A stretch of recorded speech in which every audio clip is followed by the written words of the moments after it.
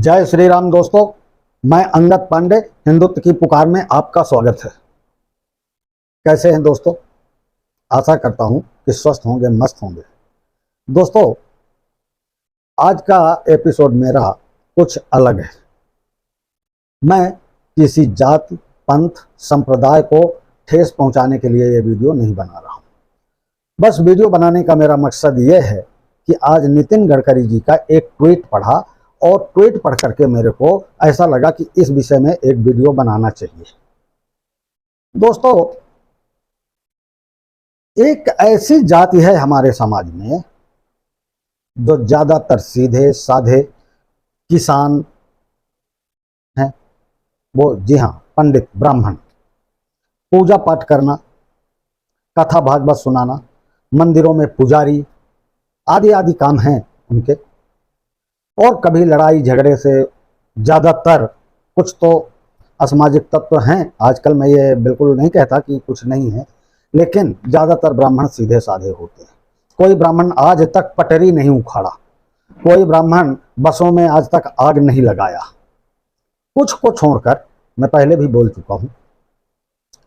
तो दोस्तों, नितिन गडकरी जी का ट्वीट था, उस ट्वीट को लेकर के मैं आज का एपिसोड बना रहा हूँ। लास्ट तक बने रहें, पूरा वीडियो देखें। दोस्तों, यदि आप चैनल में नए आए हैं तो प्लीज़ चैनल को सब्सक्राइब कर लें, बेल आइकन बटन अवश्य दबाएं दोस्तों, और खूब शेयर करें। दोस्तों, भारत में लगभग 2 दशक बिताने वाले फ्रांसीसी पत्रकार फ्रैंकोइस गैटियर SC/ST और OBC के लिए आरक्षण को गलत धारणाओं पर आधारित एक पूर्वाग्रहपूर्ण प्रवृत्ति मानते हैं। ऐसे समय में जब लगभग सभी राजनीतिक दल ब्राह्मणों को नजरअंदाज करते हुए दलितों या अन्य पिछड़े वर्गों को खुश करने के लिए एक दूसरे के साथ होड़ कर रहे हैं, उनके लिए आरक्षण की वकालत कर रहे हैं। फ्रांसीसी पत्रकार फ्रैंकोइस गैटियर, जिन्होंने भारत में लगभग 2 दशक बिताए हैं, इसे गलत धारणाओं पर आधारित एक पूर्वाग्रहपूर्ण प्रवृत्ति मानते हैं। एक लेख में, क्या ब्राह्मण आज के दलित हैं? 26 मई 2006 इस पोस्ट पर किए गए गैटियर ने बताया है कि आज के भारत में हिंदुओं में ब्राह्मण दलित है। ब्राह्मण को दलित बताया। जी हां, ब्राह्मण दलित है। विशेषकर ब्राह्मणों की समृद्धि के बारे में तथ्य कितने गलत पाए गए हैं। वह तुष्टीकरण की नीति अपनाने के लिए UPA सरकार पर बरसे, जो भारत में दलितों की वास्तविक स्थिति के बारे में अप्रचलित आंकड़ों पर आधारित प्रतीत होती है। गैटियर ने अपने लेख में कहा, ऐसे समय में जब कांग्रेस सरकार निजी और सार्वजनिक क्षेत्रों में अन्य पिछड़ा वर्ग के लिए कोटा बढ़ाकर 49.5% करना चाहती है, कोई भी ऊंची जातियों की दुर्दशा के बारे में बात नहीं करता है। गैटियर के अनुसार आज के ब्राह्मणों की सार्वजनिक शौचालय की सफाई करते हुए आसानी से देखा जा सकता है। यह एक छोटा काम है जिसे सरकार ऐसे पेश करती है जैसे यह काम सदियों से केवल दलित ही करते आ रहे हैं। दोस्तों, मैं भी बताऊंगा कहां पे ब्राह्मण ये सब कर रहे हैं।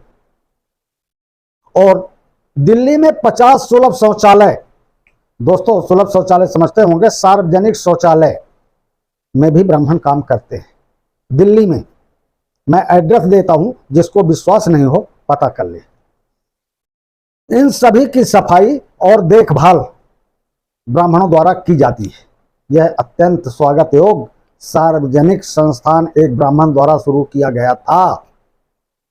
दोस्तों, प्रत्येक शौचालय में 5 से 6 ब्राह्मण होते हैं। यूपी और बिहार के अधिकांश गांवों में दलितों का एक संघ है जो उन्हें गांव में नौकरियां सुरक्षित करने में मदद करता है। गैटियर कहते हैं कि दिल्ली के पटेल नगर में 50% रिक्शा चालक ब्राह्मण हैं। क्या आप यह भी जानते हैं कि बनारस में अधिकांश रिक्शा चालक ब्राह्मण हैं? गैटियर पूछते हैं, वह सवाल करते हैं, क्या हमारे संस्थान वास्तविक भारत से जुड़ते हैं? देश की नौकरशाही और राजनीति में मौजूद विपरीत भेदभाव की ओर इशारा करते हैं? जी हाँ, करते हैं। और कांग्रेस पार्टी हमेशा आरक्षण को लेकर के बढ़ाती जाती है, और जो योग्य लड़के हैं वो, जैसे मैं बताया, कि शौचालय में काम करते हैं, आयोग हॉस्पिटल में डॉक्टर बनते हैं। और कश्मीरी पंडितों के बारे में बात करते हुए गैटियर ने उल्लेख किया कि वे अपने ही देश में शरणार्थी के रूप में रह रहे हैं। कश्मीर घाटी में 40,000 ब्राह्मण जो कभी सम्मानित कश्मीरी पंडित थे, अब अपने ही देश में शरणार्थी के रूप में रहते हैं। कभी कभी जम्मू और दिल्ली के शरणार्थी शिविरों में भयावह परिस्थितियों में रहते हैं। गैटियर कहते हैं कि उनका वोट बैंक नगण्य है, उनका वोट बैंक कोई मतलब नहीं रखता है।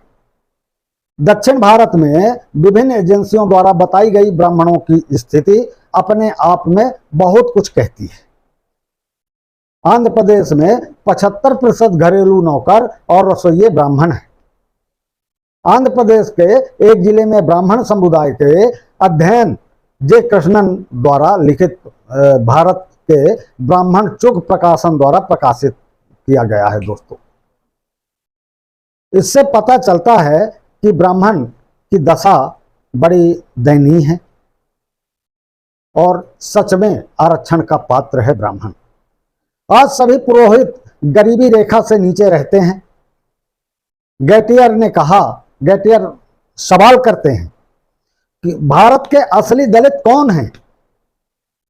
वास्तव में इस अध्ययन के अनुसार ब्राह्मण छात्रों की संख्या में कुल मिलाकर गिरावट आई है। ब्राह्मणों की औसत आय गैर ब्राह्मणों की तुलना में कम होने के कारण ब्राह्मण छात्रों का एक बड़ा प्रतिशत इंटरमीडिएट स्तर पर पढ़ाई छोड़ देता है।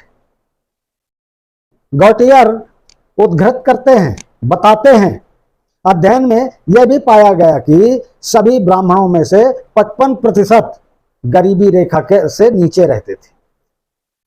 प्रति व्यक्ति आय 650 रुपए प्रति माह से नीचे यह मानने का कोई कारण नहीं है कि देश के अन्य हिस्सों में ब्राह्मणों की स्थिति खराब है।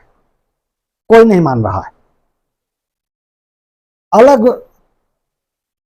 गैटियर ने राज्य विधानसभा में कर्नाटक के वित्त मंत्री द्वारा बताई गई विभिन्न समुदायों के प्रति व्यक्ति आय का हवाला दिया।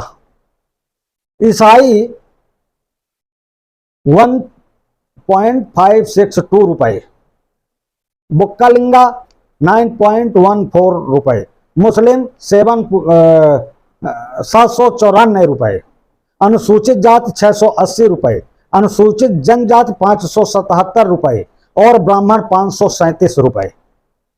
लेकिन सरकारी नौकरियों और कानून और चिकित्सा जैसी आधुनिक व्यवस्थाओं में गैर ब्राह्मणों के लिए अधिमान्य नीतियों ने ब्राह्मणों को इस क्षेत्रों में से पीछे हटने के लिए मजबूर कर दिया है। आंध्र प्रदेश के एक अध्ययन का हवाला देते हुए गैटियर का सुझाव है कि जाति को योग्यता के ऊपर नहीं लिखना चाहिए। आज ब्राह्मणों का सबसे बड़ा प्रतिशत घरेलू नौकरों के रूप में कार्यरत है। उनमें बेरोजगारी दर 75% तक है। ऐसे सैकड़ों परिवार हैं जो विभिन्न मंदिरों में पुजारी के रूप में प्रति माह 500 रुपए में काम करते हैं, और अगर दक्षिणा भी आता है तो उसको अलग से तिजोरी में डलवा दिया जाता है, और वो उस पैसे से हज करवाया जाता है। केवल 500 रुपए पर अपना गुजारा कर रहे हैं। एंडोमेंट विभाग के आंकड़े, गैटियर कहते हैं कि ऐसे अनगिनत उदाहरण हैं। जिनमें ब्राह्मण पुजारियों, जिन्होंने अपना पूरा जीवन वेदों का अध्ययन करने में बिताया, का उपहास और अनादर किया जा रहा है। तमिलनाडु में रंगनाथ स्वामी मंदिर में एक पुजारी का मासिक वेतन 300 रुपए, जनगणना विभाग अध्ययन और एक माप चावल का दैनिक भत्ता है। उसी मंदिर के सरकारी कर्मचारियों को प्रति माह 25,000 रुपए से अधिक मिलते हैं। गौटियर कहते हैं, गौटियर का मानना है कि वह कांग्रेस के नेतृत्व वाली सरकार पर बरसते हैं और कहते हैं, क्या यही आधुनिक भारत है? और कांग्रेस, गौटियर का कहना है कि ब्राह्मणों का पतन करने में कांग्रेस का बहुत बड़ा हाथ है और दूसरी पार्टियां भी ब्राह्मणों की तरफ से आंखें बंद किए हुए। तो ब्राह्मणों की त्रासदी यह है कि दलितों, ओबीसी और मुसलमानों के संयुक्त वोट किसी भी सरकार के चुने जाने के लिए पर्याप्त है।